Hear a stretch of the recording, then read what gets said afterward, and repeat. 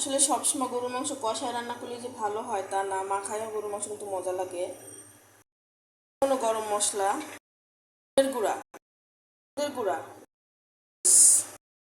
বাটা, রসুন বাটা, রসুন। তারপর দিয়ে দিলাম পেঁয়াজ। সব মশলার পরিমাণ মতো দিয়ে দিছি। দিব তেল। এক হাতে ভিডিও করে এক হাতে সব কিছু করার তো ওরমভাবে তুলে ধরতে পারি না, প্লিজ কেউ কিছু মনে করবেন না। মাংসটা সুন্দর করে মাখানো হয়ে গেছে, এখন বসায় দিব। একটু পানি দেই নাই, মাংস থেকে পানি উঠবে, সেই পানিটা দিয়ে প্রথম কষায় নিব। মাংস কত পানি বেরিয়েছে, আমি কিন্তু একটু পানি দেই নাই, এই পানি দিয়ে আমার অর্ধেক কষানো হয়ে যাবে মাংস। মাংসটা কত সুন্দর একটা কালার আসছে না, তেল বেরিয়ে গেছে। মাংস এক কষানো হয়ে গেছে, দেখেন মশলাটা একদমই হয়ে গেছে, কত সুন্দর কষানো হয়ে গেছে। আমি গরম পানি দিব, যেহেতু আমার মাংস কষানো হয়ে দিলে ভালো হবে। কষানো পানি দিয়ে দিলাম, এটা দিয়েও কষাবো।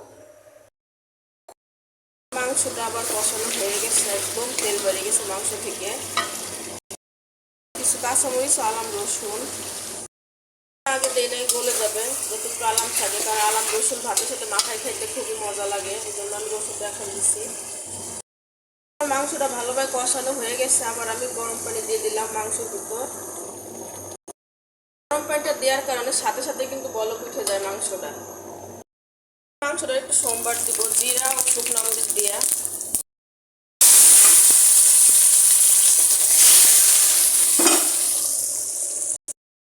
আরো সুন্দর হচ্ছে কালারটা না, জিরার গুঁড়ো, 5 মিশালি গরম মশলার গুঁড়ো, অসাধারণ একটা কালার হয়েছে না। আসলে এরকম তরকারি পেলে আমাদের পুরুষ মানুষেরা বেশি ভালোবাসে এই জাতীয় তরকারি। দেখেন এরকম গরুর মাংস হলে আর কিছু লাগে বলেন?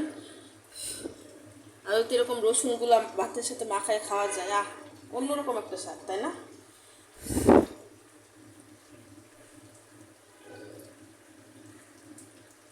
সেই স্বাদ।